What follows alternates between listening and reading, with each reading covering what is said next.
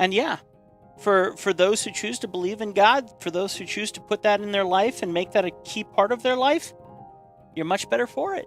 Take that and use it to your balance and to your success. And don't forget, and I've always said this on this channel, I've said it on Legacy Studio, I've said it on all my different channels, that if God chooses to take this channel and make it successful, it's because that was his will for me.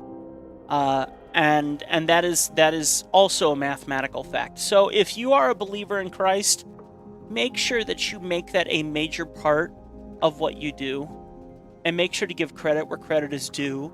The hard work that you do deserves the credit, but please also remember, very importantly, that you have an opportunity to connect your life and your passion to that testimony and touch someone else's heart because of your passion using God's testimony. That's important. Now I'm preaching, I'm sorry. I don't mean to preach, but that is also a mathematical fact.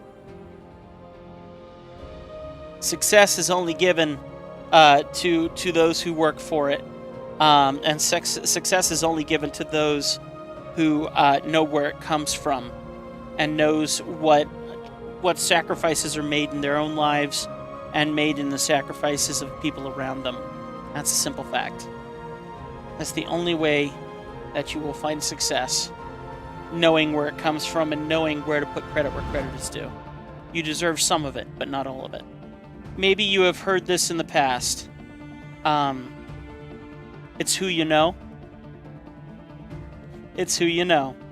And I gotta tell you, I would not be the caricaturist I am now if it wasn't for complete strangers that I had no idea who they were coming to me and saying, "Hey, do you want to come work with us at Disney?" By just a random message on a message board. "Hey, you want to come work with us at Disney?" And suddenly that changed the whole direction of my life. That was not your control. You had no control over that at all. If you had that kind of control, then you are God.